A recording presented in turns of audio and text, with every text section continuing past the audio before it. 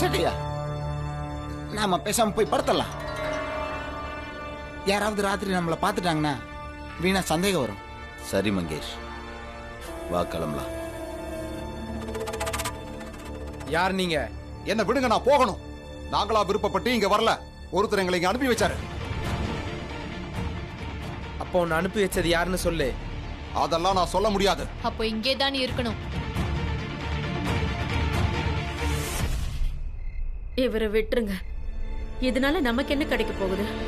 இல்லம்மா, எது கிடைக்குதோ கிடைக்கலையோ, ஆனா இவரை காலையில இங்க கட்டி போட்டுருக்கிறத பார்த்தா நம்மள இந்த வீட்டை விட்டு அவ்வளவு சுலபமா வெளியே அனுப்ப முடியாதுன்றத புரிஞ்சுப்பாங்க. அதே மாதிரி நமக்கு உதவி பண்றதுக்கும் இந்த ஊர்ல ஆள் இருக்குன்னு தெரிஞ்சுப்பாங்க. கட்ட அவுத்து விட்டுறாதீங்க. குறைஞ்சபட்சம் ஆதாரமாவது இருக்கும்ல. ஆதாரமே இல்லாம போயிட்டா மனசுக்கு ரொம்ப கஷ்டமா போயிடும்.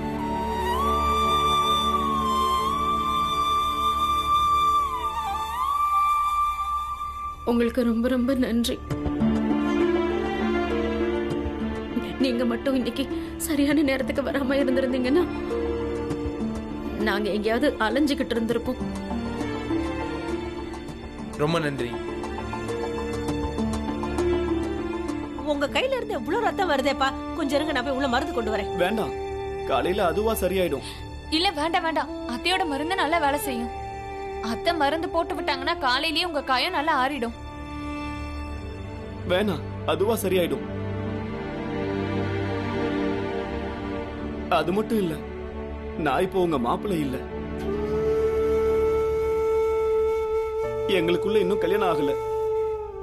நமக்குள்ள உறவுன்னு சொல்லிக்கிறதுக்கு இப்ப எதுவுமே இல்ல.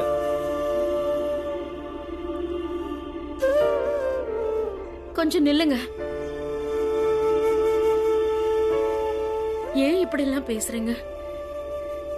எந்த உறவுனால இன்னைக்கு நீங்க எங்களை காப்பாத்துனீங்களோ அதே உறவோட பேரை சொல்லி நாங்களும் உங்களோட காயத்துக்கு மருந்து போடலாம். கொஞ்சம் பொறுங்க.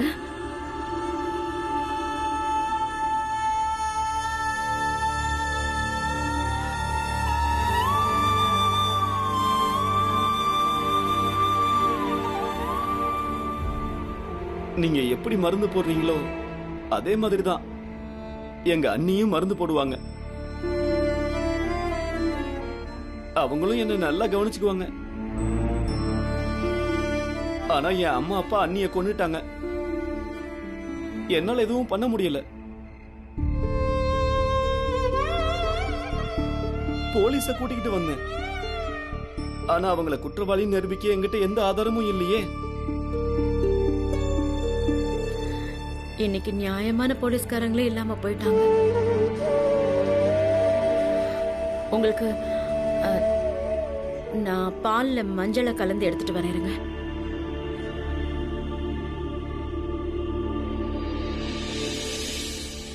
ஆனந்த், நம்மளால பாஸ்கரோட அன்னைக்கு நன்றி சொல்ல முடியல.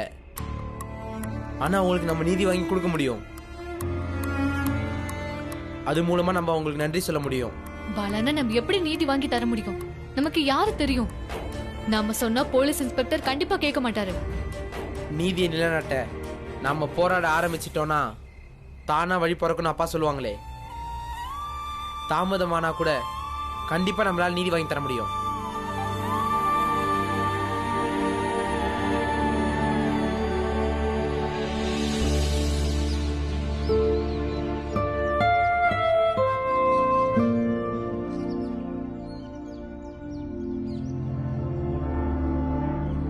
இந்தாங்க தேநீர் குடிங்க. எனக்கு எதுவும் வேண்டாம், என்ன விடுங்க, நான் போகணும். உங்களை யார் அமிச்சாங்களோ அவங்க பேரை சொல்லுங்க. நாங்க போலீஸ் இன்ஸ்பெக்டர்கிட்ட போய் கம்ப்ளைண்ட் பண்ணணும். நான் உங்ககிட்ட அவங்க பேரையும் சொல்ல மாட்டேன். உங்க வீட்டு பாத்திரத்துல நான் எதையும் சாப்பிடவும் மாட்டேன், குடிக்கவும் மாட்டேன். என்ன விடுங்க. அப்ப பசியோடயே இருங்க. நீங்க பேரை சொல்ற வரைக்கும் இங்க இருந்து நீங்க போக முடியாது. ஏய், அங்க என்ன நடக்குது? அவனை விடுங்க. நாங்க விட மாட்டோம். அவரை கூட்டிட்டு போறதா இருந்தா நீங்களே வீட்டுக்குள்ள வந்து கூட்டிட்டு போங்க. இவரு உங்க ஜாதி ஆள் தான். ஆஹா, ரொம்ப அருமையா பேசுறியடா. நாங்க உங்க வீட்டுக்குள்ளே வந்து எங்க தர்மத்தை நாங்களே அழிச்சுக்கணும்ன்றியா? நீங்க நல்லா பேசுறீங்களே. ராத்திரியில இதே மாதிரி உங்க ஆளுங்க எங்க வீட்டுக்குள்ள முகமுடிய போட்டுட்டு வருவாங்களாம், எங்க வீட்டு பாத்திரத்தெல்லாம் தொடுவாங்களாம். ஆனா விடிஞ்சா மட்டும் உங்க தர்மம் நாசமாயிருமோ? வாய மூடுறா, வாய்க்கு வந்ததை உளராத. பேசாம அவனை விட்டுரு, அதான் உங்களுக்கெல்லாம் நல்லது. விட்டுடுறோம். ஆனா இவர் அனுப்புனது யாருன்னு மட்டும் சொல்லுங்க. அது யார வேணா அது யார வேணா இருக்கட்டும். நாங்க எல்லாரும் சொல்றது ஒண்ணுதான், இந்த ஊரை விட்டு ஒழுங்கா போயிடுங்க. ஆனா நீங்க எல்லாம் கேப்பீங்களா? யார் என்ன சொன்னாலும் நீங்களே அவமானப்பட்டாலும் அதெல்லாம் பொருட்படுத்த மாட்டீங்களே. நீங்க 2 பேரும் நாங்க சொன்னதை கேட்கலையா? போங்க, போய் அவுத்து விடுங்க. அந்த ஆளு எங்க ஜாதி ஆளு. எங்க ஜாதி ஆள உங்க வீட்டுக்குள்ள இப்படி கட்டி வச்சிருந்தீங்கன்னா எங்க ஜாதியோட மரியாதை என்ன ஆகுறது? போங்கடா, போய் அவுத்து விடுங்க. நல்லா இருக்குங்க ஐயா உங்களோட உயர்ந்த ஜாதி நாடகம். எங்க பாத்திரத்துல தேநீர் குடிக்க மாட்டீங்க, பகல்ல எங்க வீட்டுக்குள்ள வரக்கூட மாட்டீங்க, ஆனா ராத்திரியில உங்க முகத்துல முகமூடி கட்டிக்கிட்டு வீட்டுக்குள்ள நுழைவீங்க. ஏன் ராத்திரி மட்டும் நீங்க தாழ்ந்த ஜாதியா? காலையில சூரியன் உதிச்சதும் நீங்க பழையபடி உயர்ந்த ஜாதி ஆயிடுவீங்க.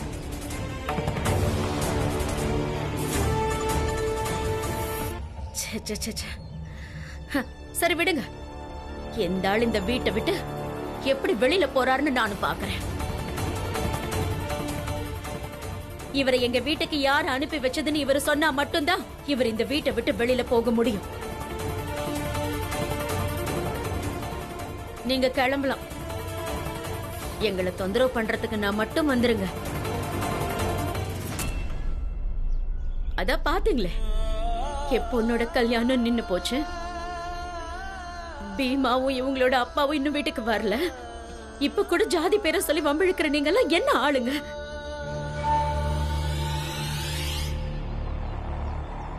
போங்க, இங்க இருந்து தயவு செஞ்சு போயிடுங்க. கொஞ்ச நேரம் எங்களை நிம்மதியா விடுங்க. இவர் இங்க இருந்து கூட்டிட்டு போன நினைச்சீங்கன்னா வீட்டுக்குள்ள வந்து நீங்களே கூட்டிட்டு போங்க. இன்னைக்கு தெரிஞ்சிடும் இவருக்கு. உயர்ந்த ஜாதின்னு சொல்ற இவருக்கு காப்பாத்துறதுக்கு எந்த ஜாதிக்காரங்க வராங்கன்னு தெரிஞ்சிடும். இவர் ஜாதிக்காரங்க இவர் மேல வச்சிருக்கிற மரியாதை தான் தெரிஞ்சிருமே. நீங்க எங்க மேல வச்சிருக்கிற வெறுப்பு இருக்கே, அது இவர் மேல நீங்க வச்சிருக்கிற அன்பை விட கொடுமையானது.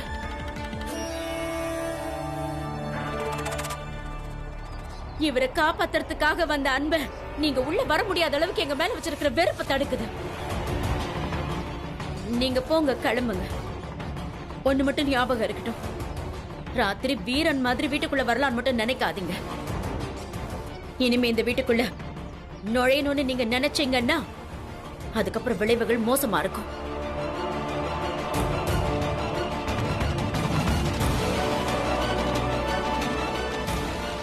முதல்ல இங்க இருந்து கிளம்புங்க. சேட்டையா, நம்ம முயற்சி இப்படி மொக்கையாயிடுச்சு. இவன் நம்ம பேரை உளறிடுவானோ? சேட்டையா, ஒரு நிமிஷம். திரும்பவும் இந்த பக்கம் வந்துடாதீங்க. இந்த வீட்டு பக்கம் வந்தாலே செத்து போயிடுவோம். நீங்க தான் ஏற்கனவே சொன்னீங்களே. உங்களுக்கு மட்டும்தான் பேச தெரியும் நினைச்சிட்டு இருக்கீங்களா? நல்லா யோசனை பண்ணி பாருங்க. இவனை உங்க வீட்டுக்கு அனுப்பி வச்சிருந்தது யாரா இருந்தாலும் இவன் அந்த ஆளோட பேரை சொல்லாம இருந்தா அந்த ஆள் இவனுக்கு சொன்னதை விட 3 மடங்கு 4 மடங்கு அதிகமா பணம் கொடுக்கலாம்ல. 4 மடங்கு பணம் கொடுக்கலாம். நீங்க கேட்டுக்கிட்டே இருங்க. நீங்க என்ன கேட்டாலும் அவன் சொல்ல மாட்டான். வா மங்கேஷ், இவங்க வீட்டு பக்கமே நிக்க கூடாது. இவங்க அவனை விட்டா என்ன, விடாம இருந்தா நமக்கு என்ன? வா போலாம்.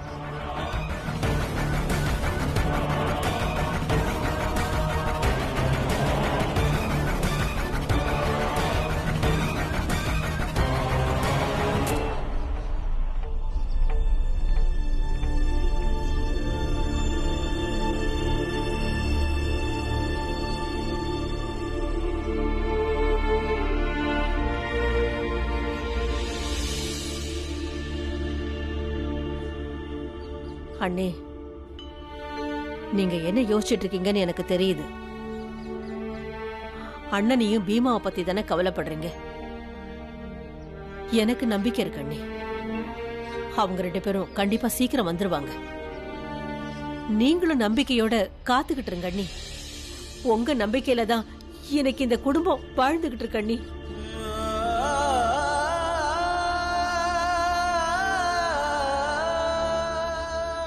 அண்ணி, நம்ம கிராமத்தோட வெளியில ஒரு மரம் இருக்குல்ல, அங்க இந்த ஊர் மக்கள் எல்லாம் போய் சாமி கிட்ட ஏதாவது வேண்டிக்கிட்டு கயிறு துணி எல்லாம் கட்டிட்டு வருவாங்களே, பீமாவும் அவங்க அப்பாவும் திரும்ப வரணும். நான் போய் ஐயோ, அண்ணி, வேண்டிட்டு வேண்டாம் வேண்டாம், சொல்றத கேளுங்க. நம்ம இங்கேயே அவங்களுக்காக காத்துட்டு இருக்கலாம். எங்கேயும் போக வேண்டாம். சொன்னா கேளுங்க. நம்ம வீட்டுக்குள்ள போலாம் வாங்க. அண்ணி, என்ன போக விடுங்க அண்ணி.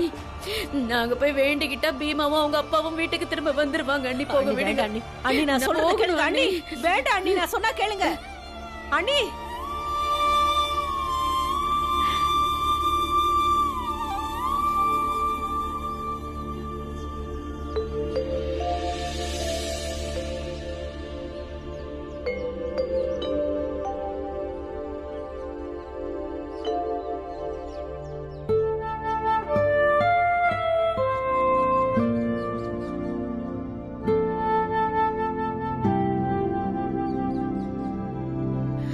தம்பி, அந்த மரத்துல கட்டுறதுக்கு எனக்கு துணி வளையெல்லாம் கொடுக்குறீங்களா?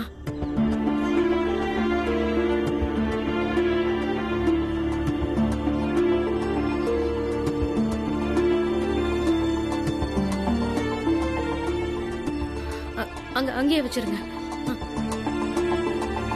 நன்றி. ஏய், பின்னாடி போ, பின்னாடி போ. இங்க பாருங்க, நான் இங்க வேண்டிக்க வந்திருக்கேன். என்ன சாமி கும்பிட விடுங்க. நீ முதல்ல பின்னாடி போ. உனக்கு இங்க என்ன வேலை? உங்களுக்கெல்லாம் ஒரு தடவை சொன்னா புரியாதா? ஐயோ, என்ன இது? மரத்து நிழல்லே வந்து நிக்கிற. இந்த இடத்தையே இவ அசுத்தப்படுத்திட்டாளே. நீங்க எல்லாம் இந்த பக்கம் வரக்கூடாதுன்னு உனக்கு தெரியாதா? அதெல்லாம் எனக்கு தெரியுங்க. ஆனா ஆனா இந்த மரத்துக்கிட்ட யாராவது வந்து வேண்டிக்கிட்டா கண்டிப்பா அவங்களோட வேண்டுதல் நடக்கும்னு சொன்னாங்க. அதான் இங்க பாருங்க, என்னோட பீமா வீட்டை விட்டு போயிட்டான். இன்னும் திரும்ப வீட்டுக்கு வரல. அதுக்காக தான் நான் வேண்டிக்க இங்க வந்தேன். எனக்கு எனக்கு என் பையன் வீட்டுக்கு வந்தா போதும். அவன் ஓடி போனா நாங்க என்ன பண்றது? உனக்கு சொன்னா புரியாது. இந்த மரம் எங்க வேண்டுதலை நிறைவேற்றுறதுக்காக நாங்க உருவாக்குனது. நீ எல்லாம் வரக்கூடாது. விட்டா யாரு வேணாலும் எங்க வேணாலும் போலான்னு சொல்லுவியே, அதெல்லாம் இந்த ஊர்ல நடக்காது. நீங்க சரியா சொன்னீங்க. ஐயா, என்னையா வேண்டுதலை யார் நிறைவேற்றினா என்ன? இத நம்பிக்கையோட யார் வேணாலும் பண்ணலாமே. இங்க பார், இப்படி எல்லாம் பேசினா அடிச்சு உன் கைய கால உடைச்சிருவேன். ஐயா. பயமுடு. ஏய், என்ன எங்களுக்கே உபதேசம் பண்றியா? போ, போய் உன் கடையை நடத்து. போ. ரோஹிதர் ஐயா, இவன் நம்ம ஜாதியோட தர்மத்தையும் நீதியையும் குலைக்கிறான். நாம ஒண்ணு பண்ணலாம். முதல்ல இவன் கடையை அடிச்சு உடைப்போம். எங்க இடத்தை அசுத்தப்படுத்துறத பத்தி பேசுறியா நீ? இவன் கடையை காலி பண்ணாதான் இவனுக்கெல்லாம் முதல்ல புத்தி வரும். போ. ஐயா, கொஞ்சம் பொறுங்க. அவரை விட்டுருங்க ஐயா. என்னோட வேண்டுதல் பொருள் இங்க இருக்கு. அத மரத்துல நீங்களே கட்டிடுங்க. எனக்கு வேற எதுவும் வேண்டாம். எனக்கு என் பீமா வீட்டுக்கு வந்தா மட்டும் போதும். ஒரு தடவை சொன்னா உனக்கெல்லாம் புரியவே புரியாதா? இப்படி எல்லாம் சொன்னா நீ கேட்க மாட்டான்னு நினைக்கிறேன். உனக்கெல்லாம் அடிச்சு சொன்னாதான் புரியும். ஆமாங்க, அடிக்கிறதா இருந்தா அடிங்க. நான் அடி வாங்கி மயங்கி இங்கே விழுந்துறேன். அப்போ அது அந்த கடவுளுக்கு இறக்க வரட்டும். ஒருவேளை உண்மையிலேயே இந்த மரத்துக்கு சக்தி இருந்ததுன்னா என் பையன் கண்டிப்பா திரும்ப வந்துருவான். அடிங்க. என்ன பாத்துக்கிட்டு இருக்க? இவளை அடிச்சு துரத்து. இவ மயங்கி விழுந்துருவா. அப்ப இவளோட வேண்டுதலும் நிறைவேறும். அப்புறம் இந்த புனிதமான இடத்தை அசுத்தப்படுத்தினதுக்கான தண்டனையும் கிடைச்சிடும். ஆமா. ஏய், ஓ. எங்க அம்மா மேல கைய வச்சா அவ்வளவுதான்.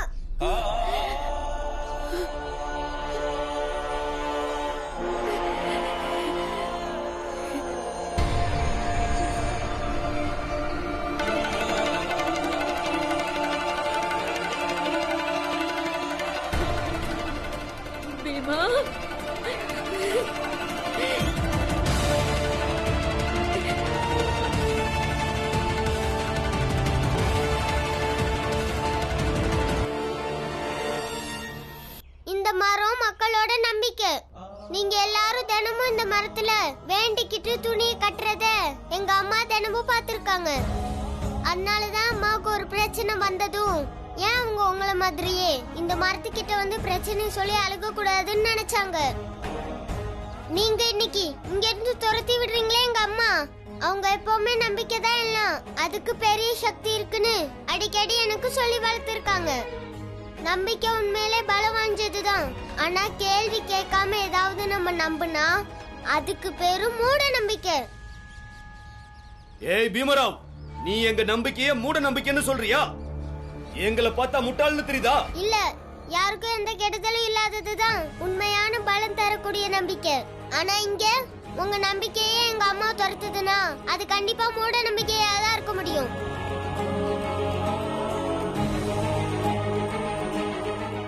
அம்மா, நீங்க கையில வச்சிருக்கிறத ஒண்ணு வீட்டுக்கு எடுத்துட்டு போயிடுங்க, இல்லன்னா இங்க எங்கேயாவது வச்சிடுங்க. ஏன்னா நீங்க இங்க செய்ய வந்திருக்கிறத இந்த ஆளுங்கெல்லாம் செய்ய விட மாட்டாங்க.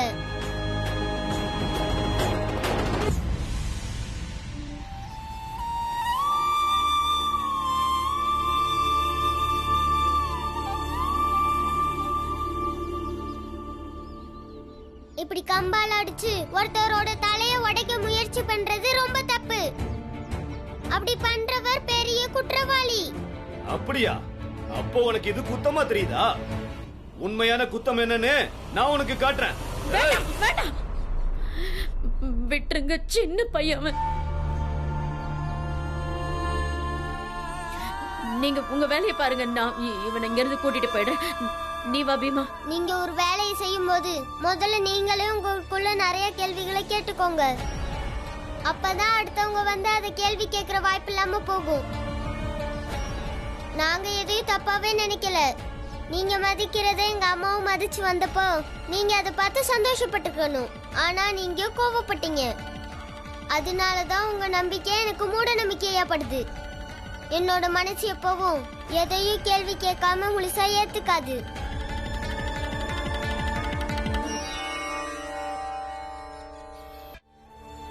அம்மா, வீட்டுக்கு போலாம்.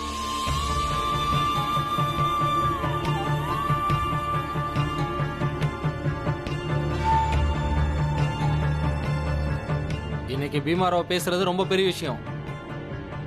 கொஞ்சமாவது சிந்திச்சு பாருங்க. இல்லைன்னா துணியை வாங்கி வாங்கி கட்டிக்கிட்டே இருங்க, எந்த பலனும் கிடைக்காது. இதை இவ்வளவு நாளா எங்க சம்பிரதாயமாவும் தர்மமாவும் மதிச்சுக்கிட்டு வர்றோம். ஒரு பீமராவ் வந்து சொன்னதும் அதை விட சொல்றியா? இந்த பார், ஒரு பீமராவ் சொன்னதுக்காக விட்டுட்டு போறதுக்கு எங்க நம்பிக்கை ஒண்ணும் பலவீனமானது இல்ல, புரியுதா? முதல்ல நீ உன் கடையை மூடு, கிளம்பு.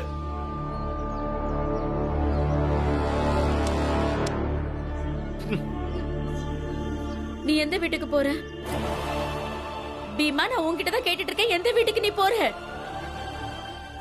வேணும்னா நீ ஒண்ணு பண்ணு, நீ எங்க இருந்து வந்தியோ அங்கே திரும்ப போயிடு. ஏன்னா உனக்கு எந்த வீடும் இல்ல. நான் உயிரோட இருக்கிற வரைக்கும் நீ இந்த வீட்டுக்கு வரக்கூடாது. அம்மா, அப்படி எல்லாம் சொல்லாதீங்க. இந்த உலகத்துல என் அம்மாவும் அப்பாவும் எங்க இருக்காங்களோ அதான் என் வீடு. நான் அதை விட்டுட்டு எப்பவும் போக மாட்டேன். நான் கொஞ்ச நாள் பிரிஞ்சிருந்ததுக்கு காரணம் இருக்கு. நான் என் கண்ணு முன்னாடி மஞ்சுளா அக்கா கல்யாணம் நடக்கிறத பார்க்க விரும்பல. அப்புறம் உங்களை எதிர்க்கவோ உங்ககிட்ட வாக்குவாதம் பண்ணவோ எனக்கு தைரியம் இல்லம்மா. கல்யாணம் ஆயிடுச்சா அதான் திரும்பி வந்துட்டேன். எந்த கல்யாணமும் நடக்கல, கல்யாணம் நின்னு போச்சு. சொல்றது கேக்குதா? மஞ்சுளாவோட கல்யாணம் நின்னு போச்சு. இப்ப உனக்கு சந்தோஷம் தானே? நீ போனதுக்கு அப்புறம் இங்க என்னெல்லாம் நடந்துச்சுன்னு உனக்கு தெரியாது. நீ போனதுக்கு அப்புறமா உன் அண்ணன்க பாலாவும் ஆனந்தும் எல்லாத்தையும் கெடுத்து கல்யாணத்தை நிறுத்திட்டாங்க. உங்க அக்கா மஞ்சுளா தயாராகி மாப்பிள்ளை அழைப்புக்கு காத்துக்கிட்டு இருந்தா. ஆனா மாப்பிள்ளை வரல. உன்னை தேடிக்கிட்டு தான் உங்க அப்பா வீட்டை விட்டு போனாரு. ஆனா அவரு இன்னும் வீட்டுக்கு வரல. அப்புறம் இந்த பாஸ்கரோட அண்ணி அவங்களோட பொருளை எடுத்துட்டு வர சொல்லி தானே ஆனந்த் கிட்டயும் பாலா கிட்டயும் நீ சொன்ன. அவங்க மாமனாரும் மாமியாரும் அவங்களை கொண்டுட்டாங்க. பீமா, இவ்வளவு விஷயங்கள் நடந்திருக்கு. உனக்கு ஏதாவது தெரியுமா? இது எல்லாத்துக்கும் காரணமே நீதான்.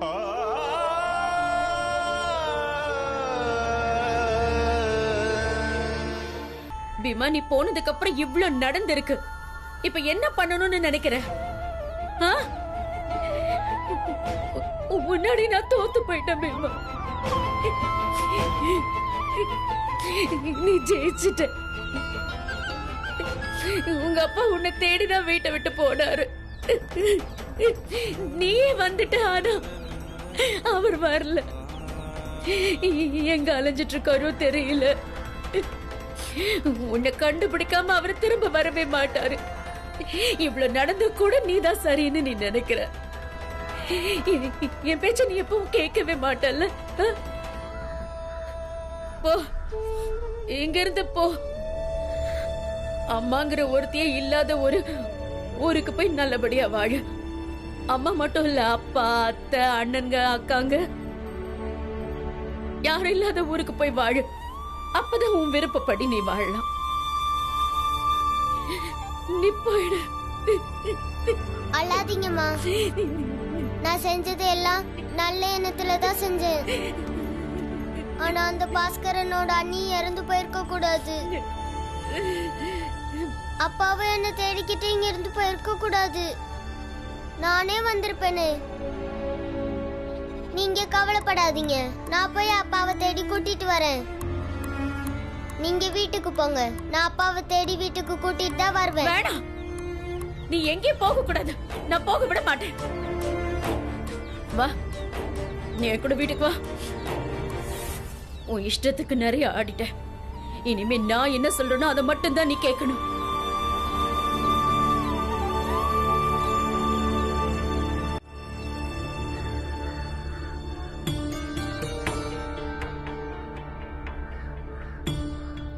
நீங்க ஏன் இப்படி அமைதியா இருக்கீங்க?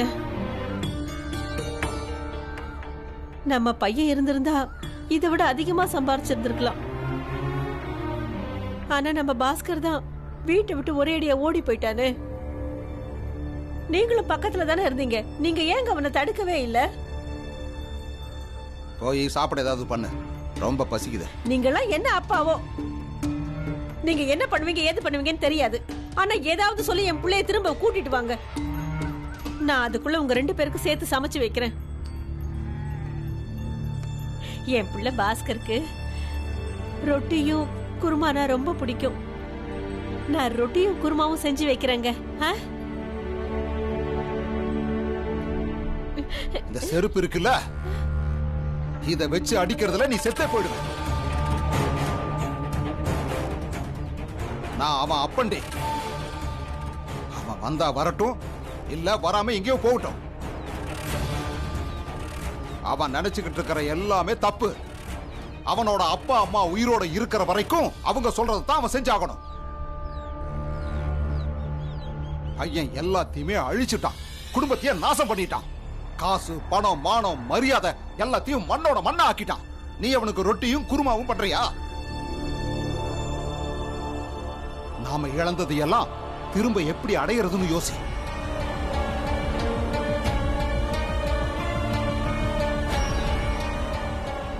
வேணா யோசிக்காத, போய் சாப்பிட ஏதாவது பண்ணு போ.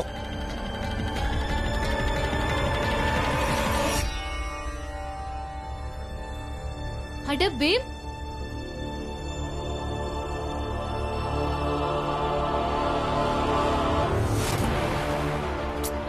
அண்ணே, அம்மா, அண்ணே, அம்மா, அண்ணே சொன்னா கேளுங்க. விடுங்க அண்ணே அவனை. அம்மா, அண்ணே, அம்மா,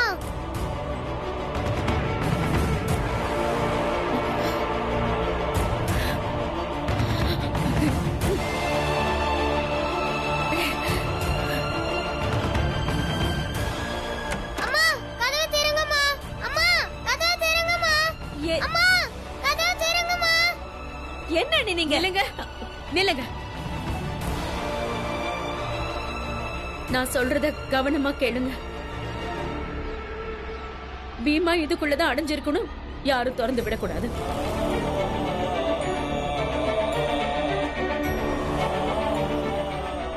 அதுதான் நம்ம எல்லாருக்கும், பீமாவுக்கும் எனக்கும் கூட நல்லது. அம்மா கதவை திறங்க. பீமா எவ்வளவு வேணும்னாலும் கத்தட்டும், எனக்கு அதை பத்திலாம் கவலையே இல்ல. நீங்க யாரும் அதையெல்லாம் கண்டுக்காதீங்க.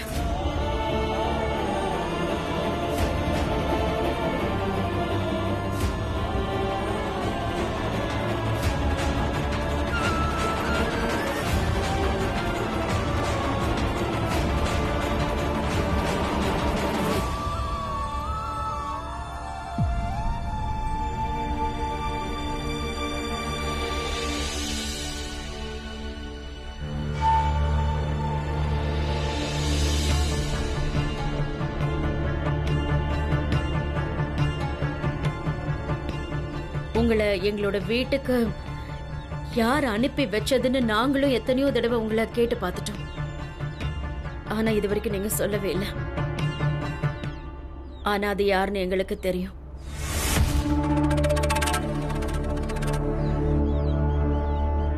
போங்க, எதிரில் இருக்கிற தேநீர் கடையில அவங்க உங்களுக்காக காத்துக்கிட்டு இருப்பாங்க. நீங்க எதிர்பார்த்ததை விட 3 மடங்கு 4 மடங்கு பணம் தரத்துக்கு தயாரா இருக்கிறவங்க. ஆனா ஒண்ணு மட்டும் ஞாபகத்துல வச்சுக்கோங்க, எந்த வீட்டு தண்ணியை குடிக்கிறது உங்களுக்கு பாவமோ அதே வீட்டுக்குள்ள அத்துமீறி நுழைஞ்சு நீங்க பாவம் செஞ்சிருக்கீங்க. அதே வீட்டுலதான் உங்களை ராத்திரி முழுக்க கட்டி போட்டிருந்தாங்க. இந்த கிராமத்துக்காரங்க எல்லாரும் இதை பார்த்துட்டாங்க. இதை விட உங்களுக்கு பெரிய தண்டனை வேற எதுவும் இல்ல. இனி உங்க வாழ்க்கை முழுக்க நீங்க உங்களை சுத்தப்படுத்திக்கிட்டே தான் இருக்கணும். என்ன, நீங்க எவ்வளவுதான் சுத்தப்படுத்திக்கிட்டாலும் ஒரு அப்பாவி 7 வீட்டுக்குள்ள நுழைஞ்சு பாவம் பண்ணீங்கல்ல, அந்த பாவத்தை மட்டும் சுத்தப்படுத்தவே முடியாது. இன்னைக்கு என் பையன் ரொம்ப நாளைக்கு அப்புறம் வீட்டுக்கு வந்திருக்கான். அதனால உங்களை நாங்க விட்டுடுறோம்.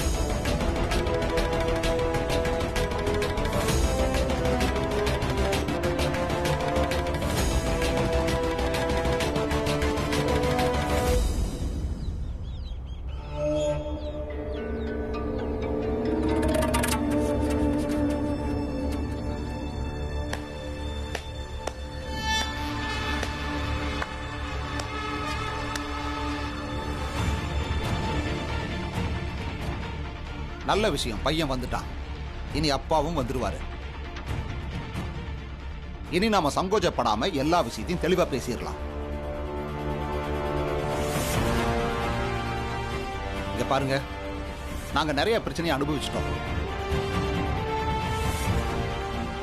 பையனோட கல்யாணம் நின்னு போச்சு. அப்புறம் இந்த பிரச்சனையில எங்க மருமகளும் இறந்து போயிட்டா.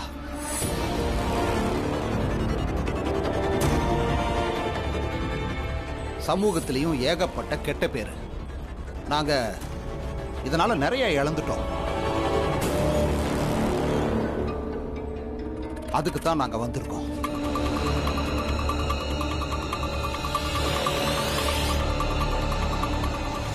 எங்களுக்கு எங்க இழப்பீடு வேணுங்க.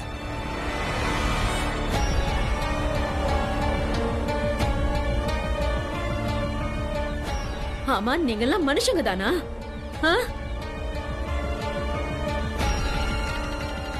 உங்க மருமகளை நீங்க கொண்டுட்டீங்க, இப்போ இழப்பீடு கேக்குறீங்களா? மரியாதை எங்க இருந்து கிளம்புங்க. இங்க பாருங்க, எங்களுக்கு கொடுக்க வேண்டிய இழப்பீட கொடுக்காம நாங்க இங்க இருந்து ஒரு அடி கூட நகர மாட்டோம். இழப்பீடா? இங்க பாருங்க, நாங்க ஏற்கனவே நிறைய பிரச்சனையில இருக்கோம். மேற்கொண்டு நீங்க வேற பிரச்சனை கொடுக்காதீங்க. இவங்க சொல்றதும் சரிதான். இவங்க கிட்ட பேசி தேவையில்லாம இவங்களை கஷ்டப்படுத்த வேண்டாமா? அவங்க அந்த சீர் பொருட்களை எல்லாம் உள்ளதான் வச்சிருப்பாங்க. பேசாம நம்ம அதை எடுத்துட்டு கிளம்பிடலாம்.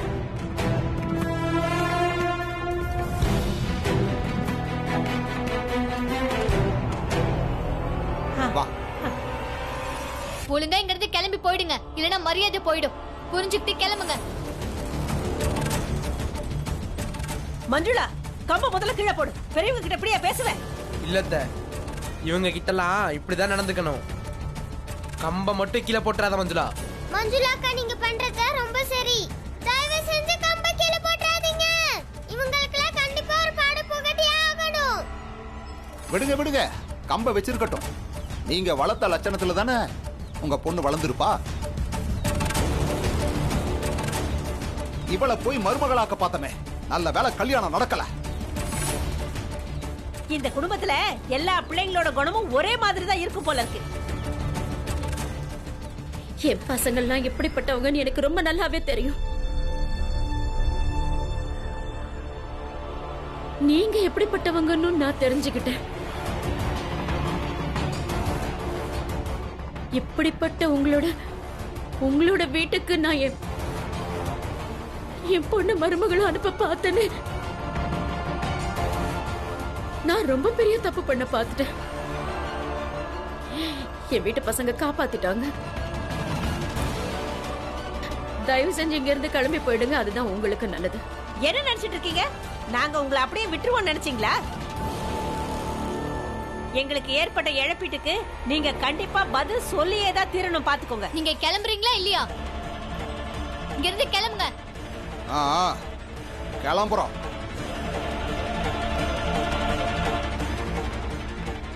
ஆனா ஞாபகம் இருக்கட்டும், எல்லாத்துக்கும் பதில் சொல்லி ஆகணும்.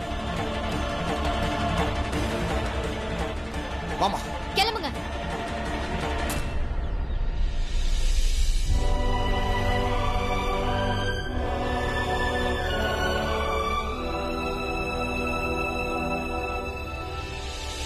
பண்ணி இப்பவாவது புரிஞ்சுக்கிட்டீங்களா?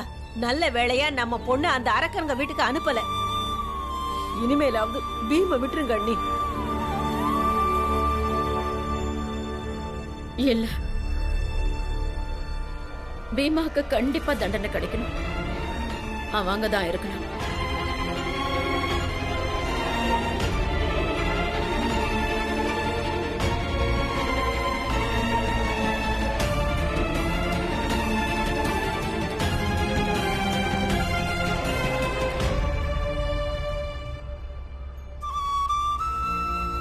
மஞ்சுளா, நீ எங்க தங்கச்சிங்கிறதுல ரொம்ப பெருமையா இருக்கு. எனக்கும் தான்.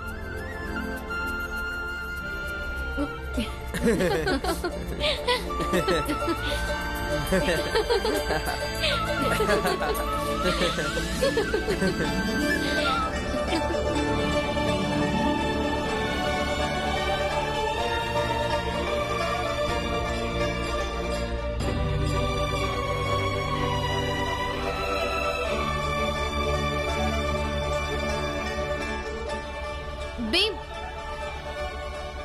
இப்போ உன்னை தூக்கி கொஞ்சம் முடியல. ஆனா நீங்க 3 பேரும் என் கூட பிறந்தவங்கன்றதுல பெருமைதான்.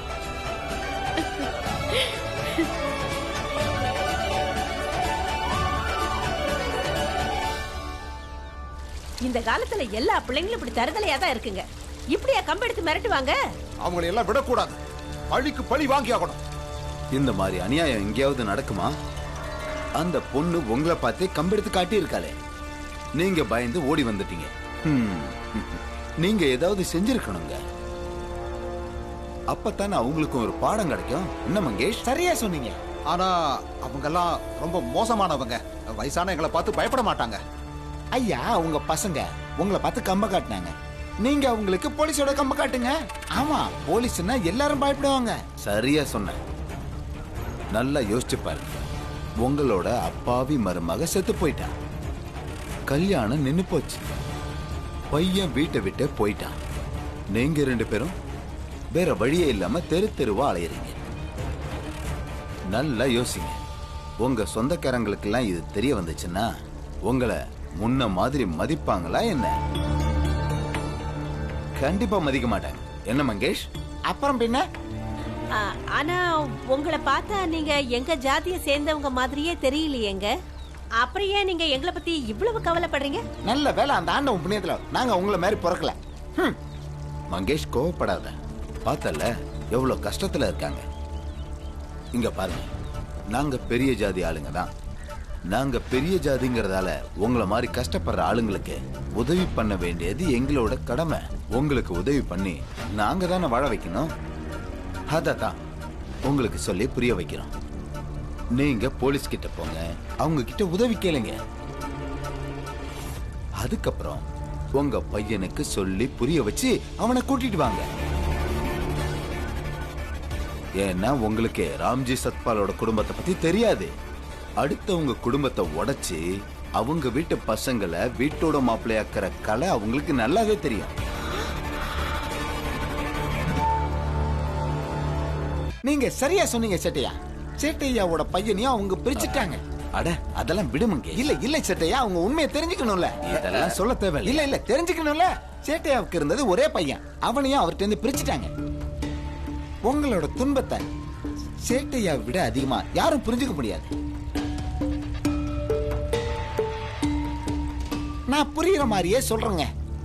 பாதிக்கப்பட்ட ஒரு அப்பா இன்னொரு அப்பாவுக்கு சொல்றதா நினைச்சுக்கங்க.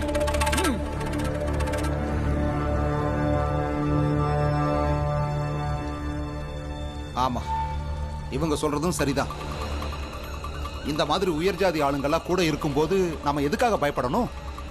நாம இப்பவே போய் காவல் நிலையத்துல புகார் கொடுத்துடலாம். ஆமாமா, உடனே போங்க, கம்ப்ளைண்ட் பண்ணுங்க. அப்பதான் உங்களுக்கு ஒரு பாடம் புகிட்ட முடியும் இல்லையா? சரி வா போலாம். கொஞ்சம் அந்த பக்கம் ஓரமா போங்க.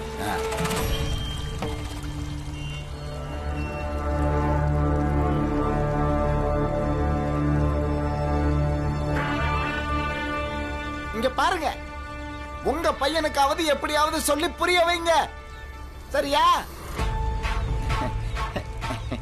ஏயா மங்கேஷ், நீ பேச்சு வாக்குல என்ன வேணா சொல்லுறியா? அவனுங்க கிட்ட எல்லாம் போய் என் பையனோட கதையை சொல்ல வேண்டிய அவசியம் என்ன? நாம மேல் ஜாதியா இருந்தோம், அவனுங்கள நம்மளால ஒண்ணும் பண்ண முடியலன்னு அவங்க நினைப்பாங்கல்ல. என்ன நினைக்கிறது என்ன, அதுதானே உண்மை. நீ உள்ளதானடா இருந்த, எதுக்கு வெளியே இருந்த? வெளிப்போ. ஆமா, உள்ளதான் இருந்தேன். பீமா போயிட்டான், அதனால தினமும் வீட்டுக்குள்ள இருந்து நான் சாமியே பாத்துட்டு இருந்தேன். நீங்க கல்லாப்பெட்டிக்கிட்ட வச்சிருக்கீங்களே அதே சாமி தான். இதே கேள்வியா அவர்கிட்ட திரும்ப திரும்ப கேட்டேன். தனியா போராடுற பீம்ராவ் சரியா, இல்ல எங்க அப்பாவும் இந்த சமூகமும் சரியான்னு கேட்டேன். அதுக்கான உண்மையான பதிலையும் நான் இப்ப தெரிஞ்சுக்கிட்டேன். எங்க அம்மா உயிரோடு இருக்கும்போது அடிக்கடி ஒண்ணு சொல்லுவாங்க, யார் உண்மையானவங்களோ அவங்களுக்கு அந்த ராமரே உதவுவாராம். அப்பதான் எனக்கு ஒண்ணு புரிஞ்சுது. அதான் பீம்ராவ் அவங்க அக்கா கல்யாணம் நடக்க கூடாதுன்னு ஆசைப்பட்டான். அதே மாதிரி அது நின்னு போச்சு. அப்போ பீம்ராவ் உண்மையானவன் தானே அர்த்தம்.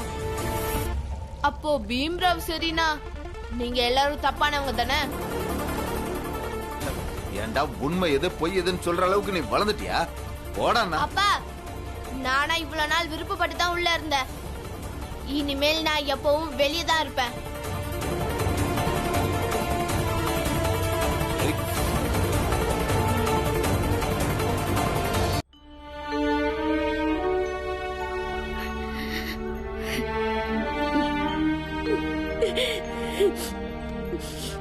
பீமாவோட அப்பா எங்க போனார்னு தெரியல. அவர் வந்தா பீமாவோட தான் திரும்ப வருவார்னு எனக்கு நல்லா தெரியும். ஆனா பீமா தான் வீட்டுக்கு வந்துட்டாங்க. அப்ப இவர் எங்க போனாரு? இப்ப பீமா திரும்ப வீட்டுக்கு வந்துட்டாரு. அவர்கிட்ட யார்? அம்மா, பீமா எப்படி வீட்டுக்கு வந்தானோ அதே மாதிரி அப்பாவும் வீட்டுக்கு வந்துருவாரு. நீங்க கவலைப்படாதீங்க. அது மட்டும் இல்லம்மா, பாலா, ஆனந்த், மஞ்சுளா, பீமா, நீங்க, அத்தை திறமையானவங்கன்னு அப்பாக்கு தெரியும். நம்ம வீட்டோட தலைவர் அப்பா தானம்மா. அப்பா எல்லாரையும் பத்தி கவலைப்படுவாரு. அவர் கண்டிப்பா வந்துருவாரு. இவ்வளவு நாள் ஆகியும் அவர் ஏன் திரும்ப வரலன்னு எனக்கு பயமா இருக்கு. கல்யாணம் நின்னு போனது அவருக்கு தெரியவே தெரியாது. உனக்கு தெரியாதா கங்கா? உங்களோட அப்பா ஒரு பொறுப்பான அப்பா, ஒரு பொறுப்பான கணவன். அப்படின்னா பொண்ணோட கல்யாணத்துக்கு அவரு கண்டிப்பா வந்து இருக்கணும் இல்லையா? ஆனா அவரு வரவே இல்லை.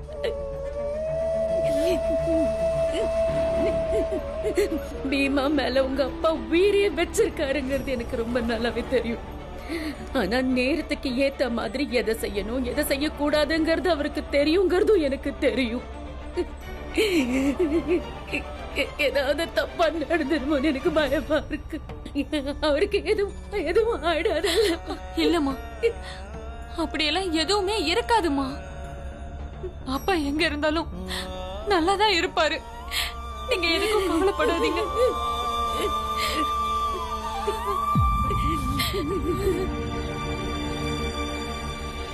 எல்லாமே நல்லபடியா முடிஞ்சிருச்சு. என்ன பாஸ்கரோட அண்ணி இறந்ததும் அப்பா இது வரைக்கும் திரும்பி வராம இருக்கிறதும் மட்டும்தான் பிரச்சனை. அந்த பாஸ்கரோட அன்னைக்கு நாங்க நீதி வாங்கி கொடுக்கணும்னு முடிவு பண்ணிருக்கோம். பீம், நீ வந்துட்டல, இனிமே எல்லாம் வெற்றியில தான் முடியும். ஆனா எப்படி? நீங்க கவலைப்படாதீங்கன்னு